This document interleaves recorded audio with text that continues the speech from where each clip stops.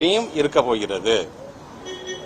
அதே பேருந்துல காலை உணவு திட்டத்துக்கு தான் பிள்ளையை அழைச்சிட்டு போகக்கூடிய ஒரு தாய்மார்கள், கலைஞர் உரிமை தொகை 1000 ரூபாய் பெறுகின்ற அந்த தாய்மார்கள் பயணிக்கிறார்கள். அந்த பஸ்ல நீங்க போகும்பொழுது, கிராமம் வாரியாக நீங்க போகும்போது சாலைகள் நன்றாக இருக்கின்றது. ஏன்? முதலமைச்சருடைய சாலை மேம்பாட்டு திட்டத்தின் மூலமாக. அந்த பஸ்ல நீங்க போகும்போது சைட்ல பார்த்துட்டே வந்தீங்கன்னா கலைஞர் கனவு இல்லம் கட்டப்பட்டு கொண்டிருக்கின்றது. ஒரு பக்கம் பார்க்கும் பொழுது உங்களுடன் ஸ்டாலின் என்ற முகாம் நடைபெற்றுக் கொண்டிருக்கின்றது. இன்னொரு பக்கம் பார்க்கும்போது நலம் காக்கும் ஸ்டாலின் ஒரு முகாம் அங்கே நடைபெற்றுக் கொண்டிருக்கின்றது. அன்பு கரங்கள் திட்டம், தாய்மானவர் திட்டம் என்று ஒவ்வொரு திட்டமாக நீங்க இது ஸ்டேட்டுக்கு மட்டும் பெருமாள். இதை பார்த்து மற்ற ஸ்டேட் நாமளும் இது மாதிரி திட்டத்தை கொண்டு வர வேண்டும் என்று சொல்லுகிறார்கள். சோ ஒரு விடியல் பயணத்தின் மூலமாக கொண்டு வருகின்ற திட்டங்கள் எப்படி எல்லாம் கொண்டு வரும்? இது என்ன உங்க காசா? இது மக்களுடைய காசு? ஆமாம். மக்களுடைய அந்த பணத்தின் மூலமாக பயனுள்ள திட்டத்தை மீண்டும் மக்களுக்கே நாங்கள் தருவதை பார்க்கிறீர்களா? இல்ல பயனற்ற திட்டங்களை சில பேர் செஞ்சுட்டு பணத்தை வீண் வரையும் செய்கிறீர்களா? அதை நீங்க பார்க்க போறீர்களா? தமிழ்நாடு முதலமைச்சர் சொல்ற மாதிரி தான் எல்லாத்துக்குமே good side and bad side இருக்கும். எதை நீங்கள் பார்க்க போறீங்க? நாங்கள் எங்களை பொறுத்த வரைக்கும் தமிழ்நாட்டு மக்கள் தருகின்ற பணத்தின் மூலமாக பயனுள்ள வகையில் திட்டத்தை கொடுக்க வேண்டும் என்று நாங்கள் ஆசைப்படுகின்றோம். சரி, இந்த திட்டம்லாம் செஞ்சு இன்னைக்கு ஒரு மிகப்பெரிய ஒரு ஃபவுண்டேஷன் நம்ம கொண்டு வந்துட்டோம். அந்த ஃபவுண்டேஷனுடைய அடுத்த கட்டமாக அந்த டிரான்ஸ்பர்மேஷன் அப்படிங்கிறது வளர்ச்சியை நோக்கி செல்ல வேண்டும் என்பதற்காக தான் எல்லா விதத்திலையும் ஜிடிபியாக இருந்தாலும் ஜிஎஸ்டிபியாக இருந்தாலும் இன்னைக்கு வளர்ச்சியை நோக்கி நம்ம கொஞ்சம் கொஞ்சமா போயிட்டு இருக்கோம். மற்ற மாநிலங்களும் ஏன் மற்ற நாடுகளும் உற்று நோக்கி பார்க்கக்கூடிய ஒரு மாநிலமாக இன்னைக்கு நம்ம மாறிட்டு இருக்கோம். நமக்கானது ஒரு பெருமை. நம்ம எந்த மாநிலத்தை போன நமக்கான பெருமை. இந்த மாநிலத்திலிருந்து வரீங்களா, நம்ம தமிழ்நாட்டு முதலமைச்சர் பேரை சொல்லி அவருடைய மாநிலமா என்று சொல்ல நமக்கு ஒரு பெருமை. சரி, அடுத்த கட்டம் என்ன செய்யலாம்? இதுவரைக்கும் எந்த ஒரு அரசாங்கமும் அன்பிரசிடென்ட்ங்கிறவங்க இதுவரைக்கும் யாரும் செய்யாத ஒரு வரலாற்று நிகழ்வாக நம்முடைய தமிழ்நாட்டு முதலமைச்சர் இன்னைக்கு சொன்னது, உங்க கனவை சொல்லுங்க. நம்மளுடைய மாண்புமிகு தமிழ்நாட்டு முதலமைச்சர் MKS இந்த நாட்டுக்கு கொடுக்கக்கூடிய UKS திட்டமாக இதை நீங்க பார்க்கணும். உங்க கனவை சொல்லுங்க. சரி, இந்த உங்க கனவை சொல்லுங்கன்னா என்ன சார் அது? அதான் பல முகாம்கள் நீங்க நடத்துறீங்க. முகாம் மூலமாக கோரிக்கையை நீங்க வாங்குறீங்க. அது ஒரு பக்கம் நீங்க செஞ்சுட்டு இருக்கீங்க. அப்புறம் முதலமைச்சர் செல்லுக்கு நம்ம தனியா கொடுக்குறோம். முதலமைச்சர் முகவரி திட்டம்னு வருது. இது என்ன சார் புதுமையான உங்கள் கனவை சொல்லுங்க? இந்த உங்கள் கனவை சொல்லுங்க அப்படிங்கிறது ஒவ்வொரு குடும்பம் சார்ந்து ஒரு கனவுகள் இருக்கும். இப்ப தனக்கு என்ன வேணும், தன்னுடைய ஊருக்கு என்ன வேணும், தன்னுடைய நாட்டுக்கு என்ன வேணும். உதாரணத்துக்கு வெளிநாட்டுக்கு போகும்போது மட்டும் என்ன நம்ம கம்பேர் பண்ணி சொல்றோம், ரோடெல்லாம் அருமையா இருக்கு, ரொம்ப டிசிப்ளினா டிராபிக்கை ஃபாலோ பண்றாங்க சார், சார் குப்பையே இல்லை சார் என்று நம்ம சொல்றோம். ஆனா அது போன்று என் ஊரு வேணும் சார், என் சாலை வேண்டும் சார், ஒவ்வொருத்தருக்கும் ஒரு கனவு இருக்கும். அரசாங்கம் சார்ந்த திட்டங்கள் அது ஒரு பக்கம், அது பாலிசி சார்ந்து வந்துகிட்டே இருக்க போகிறது. இது சார்ந்து என்னுடைய மாநிலம் எப்படி இருக்க வேண்டும் என்று ஆசைப்படுங்க. உங்க கனவை சொல்லுங்கிறது ஒரு ஃபேமிலி சார்ந்து ஒரு ரீச் ஒரு தமிழ்நாட்டுடைய முதலமைச்சர் இதை நம்ம செய்ய வேண்டும், கேட்டிட வேண்டும் என்று ஆசை. கிட்டத்தட்ட 1,91,00,000 குடும்பங்கள் இருக்கின்றது. கிட்டத்தட்ட ஹாபிட்டன்ட் பார்த்து குடியிருப்புகள் மட்டும் பார்த்தீங்கன்னா 24,000 குடியிருப்புகள் இருக்கின்றது. இந்த உங்க கனவை சொல்லுங்க திட்டத்தின் ஒரு குடும்பத்துடைய கனவாக என்ன இருக்கிறது என்பதை நாங்கள் தெரிந்து கொள்ள வேண்டும் என்று நாங்கள் ஆசைப்படுகின்றோம். சரி, பல முகாம்கள் போட்டாச்சு, பலவித கோரிக்கைகள் நம்ம தீர்த்துட்டே வந்துட்டு இருக்கோம் என்று சொல்லும் பொழுது, இதுக்கென்று தனியாக ஒரு 50,000 வாலண்டியர்ஸ் நாங்க ட்ரெயின் பண்ணி வச்சுட்டு, இப்ப அந்த வாலண்டியர்ஸ்க்குன்னு ஒரு சில ஃபார்ம்ஸ் எல்லாம் வச்சிருக்கோம். நாங்க அந்த ஃபார்ம் எடுத்துட்டு போய் அந்த வீட்டுக்கு ஒவ்வொருத்தரும் போய் அந்த வாலண்டியர்ஸ் அவங்கள்ட்ட சொல்லும்போது, அம்மா உங்களுடைய பெயர், அவங்க சார்ந்த டீட்டெயில்ஸ் நம்ம வாங்கிக்கிறோம். கிட்டத்தட்ட ஒரு 10 வகையான திட்டங்கள்ல நீங்க எதெல்லாம் பயன்பெறுவீர்கள் என்று நாங்க கேட்க போறோம். அது மட்டும் இல்லாமல் ஒரு 3 கனவுகள், இதெல்லாம் இருந்தா நல்லா இருக்கும் நீங்க எதை நினைக்கிறீங்க, முத்தாய்ப்பான ஃபர்ஸ்ட் 3 சொல்லுங்க அப்படின்னா அவங்க டிக் பண்ண வேண்டும் என்று நாங்க சொல்றோம். நாங்க இந்த ஃபாலோ அப் முடிஞ்சதுக்கு பிறகு 2 நாட்களுக்கு பிறகு நாங்க மீண்டும் அவங்கள அதே குடும்பத்துக்கு போய், அம்மா அந்த ஃபார்மை ஃபில்அப் பண்ணிட்டீங்களாமா நாங்க கேட்கிறோம். ஃபில்அப் பண்ணி அவங்களோட ஆதார் நம்பர், அவங்களோட கையெழுத்துலாம் போட்டு முடிந்ததுக்கு பிறகு நாங்க கொண்டு செல்லுகின்ற செயலியின் மூலமாக அது முழுமையாக பதிவு செய்ததுக்கு பிறகு ஒரு number generate. Each and every family will have a unique code, unique ID இருக்கும். அந்த யூனிக் ஐடி ஜெனரேட் ஆனோம்னா இது போன்ற கனவு அட்டை மூலமாக அந்த நம்பரை நாங்க ஃபில்அப் பண்ணி இந்த அட்டையை அவங்க கையில நாங்க கொடுத்துருவோம். நாங்க சார் முழுமையாக அதை வாங்கிய இது ஒரு கட்டமாக இது நடக்குது. அதன் பிறகு பாத்தீங்கன்னா அதே குடும்பத்தில் ஒரு இளைஞன் இருப்பார்.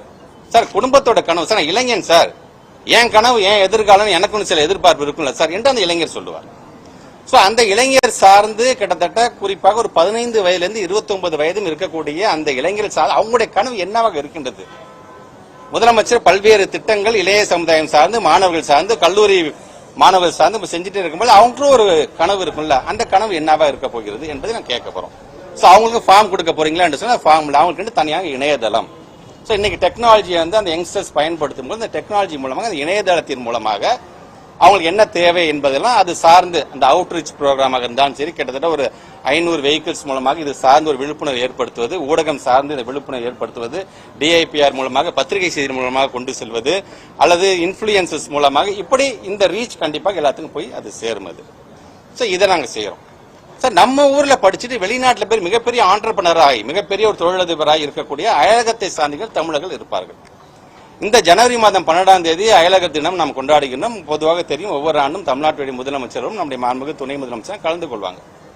ஸோ அப்படி ஆயிரக்கணக்கானவர்கள்லாம் பல்வேறு 100 கண்ட்ரிஸ் கலந்து கொள்ளும் பொழுது அவங்களுடைய கனவுகளாக என்ன இருக்கின்றது அப்படிங்கிற அதுக்கு தனியாக ஒரு 5 பேர் கொண்டிருக்கின்ற ஒரு வாலண்டியர்ஸ் மூலமாக நடைபெறுகின்ற அந்த கருத்தரங்கத்திலே அதை வந்து நம்முடைய மாண்புமிகு தமிழ்நாட்டு முதலமைச்சருக்கும் நம்முடைய மாண்புமிகு துணை முதலமைச்சரையும் அதை வந்து முழுமையாக அவங்க பிரசன்ட் பண்ணுவாங்க. சார் எங்களுடைய கனவு, நான் வந்துட்டு போன ஊர், இப்போ நான் இங்கே செட்டில் ஆனாலும் என் ஊர் இப்படிதான் இருக்கும்னு ஆசைப்படுறேன் சார் அப்படின்னு அவங்க என்ன சொல்லிக்கிறார்களோ அந்த கனவுகள் எல்லாம் முழுமையாக நாங்கள் வந்து அதை நாங்கள் எடுத்துக்க போறோம். நாங்கள் சரி இது மட்டும் தானே சார், நான் என் ஊர் சார், என் திருச்சி சார், நான் என் ஊர் என் கனவுன்னு என் ஊர் என் மாவட்டம் இப்படி இதெல்லாம் இருக்குன்னு நான் ஆசைப்படுறேன் சார். நான் அது சார்ந்து வரும்பொழுது கிட்டத்தட்ட அங்க இருக்கக்கூடிய அந்த மாவட்டத்தை சார்ந்திருக்கின்ற ஒரு ஆட்சியர் தலைமையில ஒரு கருத்தரங்கு மாதிரி அங்க அந்த இருக்கிற முக்கியமானவர்கள், என் மாவட்டத்தில் யார் சாதனை புரிந்திருக்கிறார்கள், என்னுடைய மாவட்டம் வளர்ச்சி பெறுவதற்கு யார் யாரெல்லாம் கான்ட்ரிபியூட் பண்ணியிருக்கிறாங்க, ஸோ அவங்களெல்லாம் வரவழைத்து அந்த சாதனையாளர்கள் அங்கேயே நாங்கள் வந்து பாராட்டி கௌரவப்படுத்தி அவர் அங்கீகரிக்கிறது மட்டுமல்லாமல் அவர்கள் மூலமாக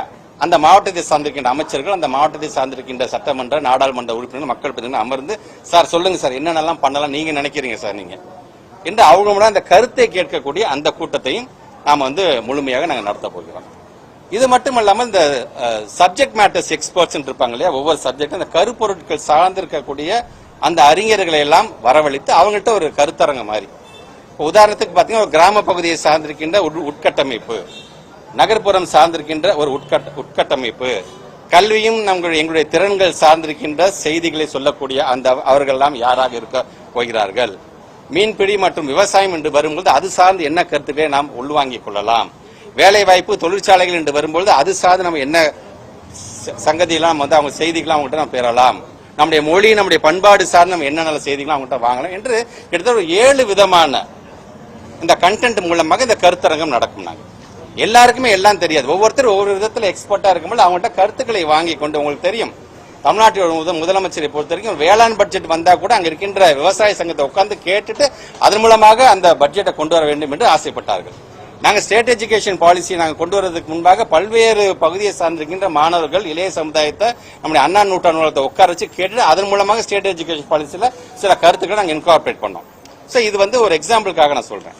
ஸோ இந்த சப்ஜெக்ட் மேட்டர்ஸ் எக்ஸ்பர்ட்ஸ் மூலமாக அவங்க சொல்லக்கூடிய கருத்துக்களையும் உள்வாங்கி கொண்டு நாளைக்கு இன் ஃபியூச்சர் ஒரு பாலிசி சார்ந்து நம்ம வந்து கொண்டு வருவதாக இருந்தாலும் சரி, ஒரு திட்டம் சார்ந்து நம்ம கொண்டு வருவதாக இருந்தாலும் சரி, இதெல்லாம் நமக்கு பயனுள்ளதாக இருக்கு. எப்படி நம்ம தொலைநோக்கு பார்வையோடு பார்க்கிறோம் என்பதற்காக இதை சொல்றேன். ஸோ நமக்கான இலக்கு என்பது நம்முடைய இளைய சமுதாயம் வைக்கக்கூடிய அந்த கருத்துக்களாக இருந்தாலும், நான் சொன்ன மாதிரி இந்த மாதிரியான சப்ஜெக்ட் மேட்டர்ஸ் எக்ஸ்பர்ட் சொல்லுகின்ற அந்த கருத்துக்களாக இருந்தாலும், குடும்ப உறுப்பினர் சொல்லுகிற கருத்து 2030க்குள்ளாக நான் என்னென்னலாம் செய்யலாம் என்பது நம்முடைய தமிழ்நாட்டில் ஒரு விஷனரி டாக்குமெண்ட், ஒரு விஷனரி லீடராக மட்டும்தான் ஒரு இது போன்ற ஒரு விஷன் டாக்குமெண்ட்டை வந்து உருவாக்க முடியும் என்பதற்காக இன்னைக்கு அதை செய்ய போகிறோம். இளைய சமுதாயத்தை பொறுத்த வரைக்கும் 15 வயதிலிருந்து 29 வயதுக்கும் இருக்கக்கூடிய இளைய சமுதாயத்தை பொறுத்த வரைக்கும் 4 கருத்துக்களை அவங்ககிட்ட நம்ம கேட்க போறோம். அதுல ஒரு ஷார்ட் டேர்ம் அந்த 2 இதை ஃபர்ஸ்ட் இப்ப பண்ணுங்க சார், நீங்க இதை உங்கள்கிட்ட நாங்கள் எதிர்பார்க்கிறோம், எங்களோட கனவா பார்க்கிறோம் சார், இன்னும் 2030க்குள்ள நீங்க செஞ்சிருவீங்க நம்பிக்கை எனக்கு இருக்கு சார் என்று சொல்லிக்கின்ற அளவிற்கு அந்த இளைய சமுதாயத்திலிருந்து இதை நாங்கள் வந்து பெற இருக்கின்றோம். மாவட்ட ரீதியாக நான் சொன்ன மாதிரி அங்க இருக்கின்ற சாதனையாளர்களை உட்கார்ந்து நாங்கள் பேசும்பொழுது ஒரு 15 நிமிஷத்துக்கான ஒரு வீடியோ போட போறோம். அந்த வீடியோவில் ஒரு 8 மினிட்ஸ் பொறுத்த வரைக்கும் நம்முடைய மாநிலம் சார்ந்து நம்ம என்ன சாதனைகளை நம்ம செஞ்சிருக்கிறோம் மக்களிடம் கொண்டு செல்ல போகிறோம். மீதம் இருக்கின்ற அந்த 7 நிமிஷத்துல அந்த மாவட்டம் சார்ந்து நம்ம என்ன செஞ்சிருக்கோம் அப்படிங்கறத மக்களிடம் கொண்டு செல்ல போகிறோம்.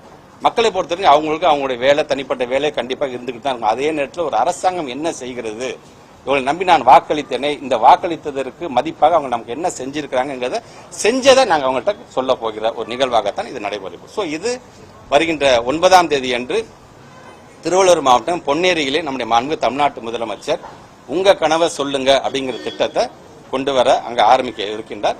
அது சார்ந்து அந்தந்த மாவட்டத்தில் இது தொடர்ந்து நடைபெறும். இந்த 9ஆம் தேதியிலிருந்து பிப்ரவரி மாதம் கிட்ட ஒரு 30 நாட்கள் இந்த ரீச் கண்டிப்பாக ஒவ்வொரு குடும்பத்தையும் போய் பார்க்கக்கூடிய அளவுக்கு எங்களுடைய வாலண்டியர்ஸ் நாங்கள் வந்து ட்ரெயின் பண்ணி வச்சிருக்கிறோம். வருகின்ற 11ஆம் தேதியிலிருந்து நம்முடைய இளைய சமுதாயம் நான் சொன்ன மாதிரி அந்த இணையதளத்தை அவர்களுடைய பயன்பாட்டுக்கு நாங்கள் கொண்டு வந்து விடுவோம். அயலக தமிழர்கள் என்று வரும்போது 12ஆம் தேதியிலிருந்து இந்த அயலக தமிழர்கள் சார்ந்து அந்த கருத்துக்களை உள்வாங்க இருக்கின்றோம். 9ஆம் தேதியிலிருந்து பிப்ரவரி மாதம் இந்த 30 நாட்கள்ல நான் சொன்ன மற்ற அந்த மாவட்டம் சார்ந்திருக்கின்ற என் ஊர் என் கனவாக இருந்தாலும் சரி, அல்லது இந்த கருப்பொருட்கள் சார்ந்திருக்கின்ற நடைபெறுகிற அந்த கருத்தரங்கம்லாம் இந்த 1 மந்த்ல அந்தந்த மாவட்ட ஆட்சித்தலைவர்கள் அங்கே இருக்கின்ற நம்முடைய மக்கள் பிரதிநிதிகள் மூலமாக இதை நடத்த இருக்கிறார்கள். ஆக என்ன மீண்டும் நான் சொல்லுகின்ற ஒரு வரலாற்றில் ஒரு மிகப்பெரிய ஒரு திட்டமாக நம்முடைய மக்களிடமிருந்தே அதை கேட்டுக்கொண்டு அது மக்களுக்கு எப்படி ஒரு திட்டமாக கொண்டு போகலாம். இவ்வளவு செஞ்சிட்டோம், ஆனா இன்னமும் மக்களுக்கு ஏதோ ஒரு எதிர்பார்ப்பு இருந்துகிட்டு தானே இருக்கும். அந்த எதிர்பார்ப்பை பூர்த்தி செய்வதற்கு ஒரு திட்டத்தை உருவாக்கலாமே அப்படிங்கிற விதத்தில் தான் மீண்டும் மக்களிடம் அந்த கருத்தை கேட்கக்கூடிய ஒரு நிகழ்வாகத்தான் இந்த நிகழ்வை நாங்கள் பார்க்கணும். ஆக நம்முடைய பத்திரிகை துறை ஊடகத்துறை சார்ந்திருக்கிற நண்பர்கள் முழுமையாக நம்முடைய நாட்டு மக்கள் நீங்கள் கொண்டு செல்லும். ஏற்கனவே எங்களுடைய அதிகாரிகள் ட்ரெயின் பண்ண வச்சிருக்க அந்த வாலண்டியர்ஸ் மூலமாக ஒவ்வொரு வீட்டுக்காக ஒரு குடும்பமாக நாங்கள் செல்ல இருக்கிறோம் என்று சொன்னாலும் இது போன்ற ஒரு திட்டத்தை தமிழ்நாட்டு முதலமைச்சர் அறிவித்திருக்கிறார் என்கின்ற அந்த செய்தியை நாட்டு மக்களுடன் கொண்டு செல்கின்ற பணியில் நீங்களும் உங்களை முழுமையாக ஈடுபடுத்திக் கொள்ள வேண்டும் என்பதை நான் கேட்டேன். ஸ்டாலின் திட்டம் வந்து நம்ம கொண்டு வந்தோம், அதோட பேர் மாற்றம் தான் இல்ல, அது வேற. நான் திருப்பி தான் சொல்றேன், நீங்க சொல்ற மாதிரி உடனடியாக இது செஞ்சு தரது, உடனே நாளைக்கு இதை பண்ணி கொடுங்கிறதுக்கு நான் சொல்றேன் 2030 என்னுடைய மாநிலம் எப்படி இருக்க வேண்டும் என்று ஒவ்வொருவருக்கும் ஒவ்வொரு ஆங்கிள் ஒரு கனவு இருக்கும் இல்லையா?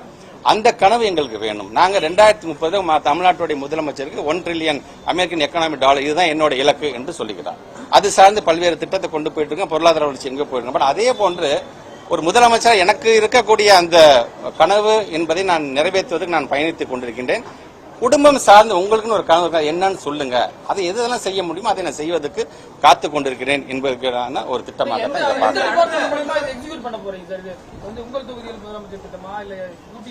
இல்ல, ஏற்கனவே நம்முடைய வாலண்டியர்ஸ் ஏற்கனவே பார்த்திருக்கீங்களா, பல்வேறு திட்டம் சார்ந்து அந்தந்த வாலண்டியர்ஸ் வந்து நம்ம பயன்படுத்திட்டு இருக்கிறோம்.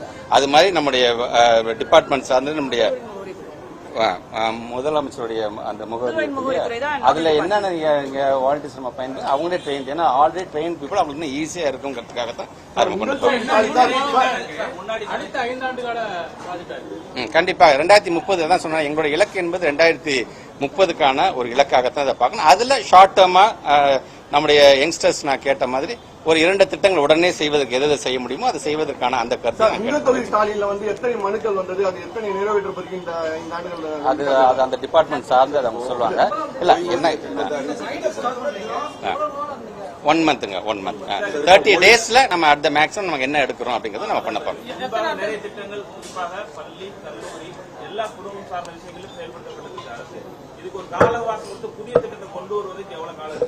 இதுல வந்து நான் சொன்ன மாதிரி பல ஒரு 10 விதமான திட்டங்கள் என்ன நம்ம வந்து செயல்படுத்துவோம், அந்த ஃபார்ம்ல நம்ம கொடுக்குறோம் இல்லையா? அதுல ஃபர்ஸ்ட் 3 கேட்கிறோம், எதுல இன்னும் அதிகமா நம்ம கவனம் செலுத்தலாம் என்று சொல்லும்போது சப்போஸ் ஃபர்ஸ்ட் 3 சார் எனக்கு இந்த பட்டா சார்ந்து எனக்கு ஃபர்ஸ்ட் எனக்கு வேணும் சார், எனக்கு வந்து பஸ் சார்ந்து எனக்கு வேணும், சாலை அப்படின்னு சொன்னாங்கன்னா அது சார்ந்து அதை என்ன ஃபைன் டியூன் பண்ணலாம், அதுல அடுத்த கட்டமா என்ன திட்டமா அதை மாத்தலாம் அப்படிங்கிறதுக்காக தான் இதை முடிச்சிருவோம். ஃபர்ஸ்ட் நிதிச்சுமையை அரசு ஏற்றுக்க தயாரா இருக்கு. மறுபுறத்தில் தூய்மை பணியாளர்கள் அடிமட்டத்தில் இருக்கும், எங்களுக்கு அரசு வேலை கொடுக்குறேன்னு சொன்னாங்க, ஆனா கொடுக்கல, வேலையே இல்லாம இருக்கும், தவிக்கிறோன்றாங்க. அவங்களுக்கான திட்டங்கள் அது தமிழ்நாட்டு பிரச்சனை. ஒன்னே ஒன்று மட்டும் நல்லா தெரிஞ்சுக்காங்க, ஒரு நாட்டினுடைய முதலமைச்சரோட இன்டென்ஷன் ஃபர்ஸ்ட் என்ன நம்ம பார்க்கணும். வாக்கு கொடுத்துட்டோம், கொடுத்த வாக்கு செய்யணும்னு ஒரு முதலமைச்சர் வந்து ஆசைப்பட்டார். இன்றைக்கு பல்வேறு நிதி நெருக்கடிகள் நமக்கு ஒன்றிய அரசு எப்படிலாம் கொடுக்குறீங்க பார்க்க. நான் வந்து ஒரு அரசாங்கத்தோட திட்டத்தை சொல்ல தான் வந்தேன். பட் இருந்தாலும் கேட்கணும், அரசியல் கலந்துடக்கூடாது, நான் ரொம்ப தெளிவாக இருக்கேன். பட் இருந்தாலும் எனக்கு வர வேண்டிய 3542 கோடி என்னுடைய பிள்ளைங்க 40 லட்சம் பிள்ளைங்க படிக்க வேண்டியது 32,000 டீச்சர்ஸ்க்கு வர வேண்டிய பணமே இன்னும் கொடுக்காம இருக்காங்க 2 வருஷமா. இனி இப்படிதான் அவங்க பண்ண போறாங்க. பிகாஸ் அவங்க அதான் முடிவு பண்ணுவாங்க. ஜல்ஜீவன் மிஷனுக்கு ஏற்கனவே கொடுக்கக்கூடிய 2000 கோடி கூட இன்னும் கொடுக்காம இருக்காங்க. சோ எல்லா விதத்திலும் இருக்கும்பொழுது நம்ம தமிழ்நாட்டுடைய முதலமைச்சர் இங்க இருக்கக்கூடிய நம்முடைய பொருளாதார நிபுணர்கள் நம்முடைய அதிகாரி பெருமக்கள் மூலமா ஒரு நிர்வாகத்துறையின் மூலமா திறமையின் மூலமாக இன்னைக்கு இதை நம்ம கொண்டு வந்துட்டு இருக்கோம். சோ ஒவ்வொன்னே படிப்படியாக செய்யக்கூடிய முதலமைச்சர் பெற்றுக்கணும். எங்கேயுமே நாங்க வந்து சொன்ன வாக்குறுதி நாங்க மறுக்கவே இல்லை. நாங்க சொல்லியிருக்கோம், கண்டிப்பா நாங்க செய்வோம் என்று தான் சொன்னோம். சோ முதல்ல நாங்க ஃபர்ஸ்ட் நான் பேசும்போது சொன்ன ஃபவுண்டேஷன் நம்ம இப்ப சரி பண்ணிட்டோம். நம்ம கிட்டத்தட்ட இந்த 4 வருஷத்தை ஃபவுண்டேஷன் நம்ம வந்து பக்காவா போட்டுட்டோம்.